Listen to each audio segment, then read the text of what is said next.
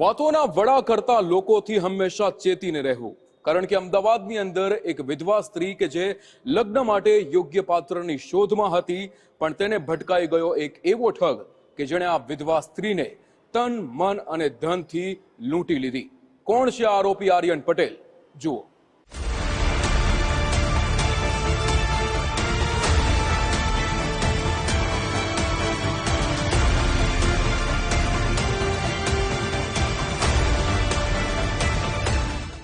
અમદાવાદના ઈસનપુરમાં રહેતા વિધવા મહિલા જીવનમાં એકલતાથી પરેશાન હતા.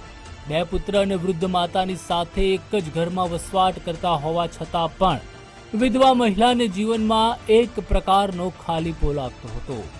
એટલે જીવનમાં માનસિક શાંતિ અને સ્થિરતા આવે તે માટે માતાએ બીજી વખત ઘરનો સંસાર માંડવા સૂચન કર્યું. જે બાદ મહિલાએ બીજા લગ્ન માટેની તૈયારીઓ શરૂ કરી. 41 વર્ષીય વિધવા મહિલા પોતાના માટે બીજો મુહૂર્તિયો શોધવા લાગી. વિધવા મહિલાએ નવો ઘર સંસાર માંડવા માટે એક મેરેજ બ્યુરોની સાઇટ પર વિગતવાર નોંધણી કરાવી.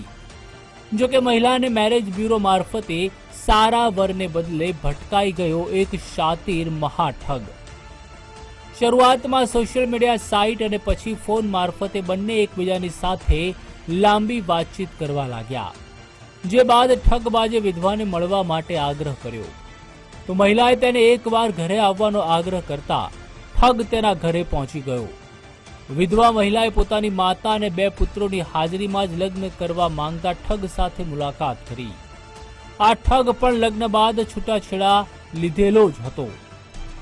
વળી મહિલા અને પુરુષ બંનેની ઉંમરમાં પણ એકાદ વર્ષનો જ ફરક હતો, એટલે મહિલા સ્વાભાવિકપણે તેની તરફ આકર્ષાઈ. વળી ઠગબાજે પોતે વગદાર અને ધનવાન હોવાનું બતાવતા મહિલા અંજાઈ.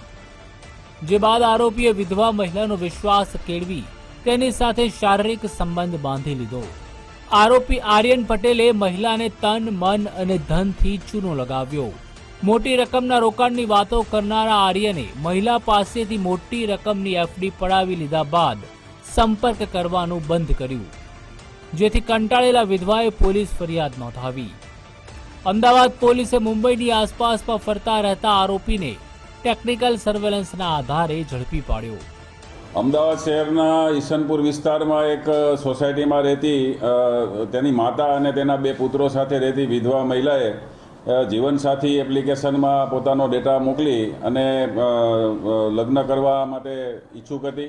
જેના આધારે બોમ્બેના આર્યન સુરેશભાઈ પટેલ નામના આરોપીએ તેને સ્વીકાર કરેલો અને હોટલમાં મળવા માટે બોલાવેલી.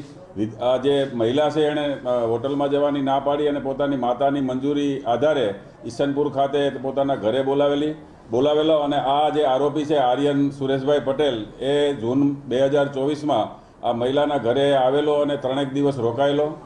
એ આરોપી આર્યન સુરેશભાઈ પટેલ દ્વારા એક વિલા ગાંધીનગર ખાતે આ મહિલાના નામે બુક કરાવી 7 કરોડની અને 50 લાખનો ચેક આપેલો. એ ઉપરાંત જે મહિલાના 2 યુવાન પુત્રો છે એમને થાર જેવી ગાડી, જે 2 ગાડીના પણ એડવાન્સ બુકિંગ કરાવેલું અને છોકરાઓને માટે બજાજની એજન્સી લેવા માટે એક દુકાન પણ ભાડે રાખી અને ભાડા કરાર કરાવેલો. આ રીતે એને વિશ્વાસમાં લઈ અને એની સાથે દુષ્કર્મ આચરેલું. ત્યારબાદ પોતાને 10 લાખ રૂપિયાની જરૂર હોવાનું જણાવી એની એફડી ત્યાં બેંકમાંથી વિડ્રો કરાવેલી અને 4 લાખ રૂપિયા અને તેમજ 3 સોના ચાંદીના દાગીના મળી અને 6,80,000ની છેતરપિંડી કરવામાં આવેલી. સુરતમાં એન્જિનિયરિંગ બાદ લંડનમાં MBA જેવો અભ્યાસ કરનારા આર્યનના માતા પિતાના જીવનમાં તો ડખા હતા જ, પરંતુ આર્યનનું લગ્ન જીવન પણ લાંબુ ટક્યું ન હતું. એક કોલ સેન્ટરમાં કામ દરમિયાન રાજસ્થાની યુવતી સાથે આર્યનને પ્રેમ થયો, જેના થકી એક દીકરો અને એક દીકરી હોવા છતાં કંકાસ વધતા બંનેના છૂટાછેડા થઈ ગયા.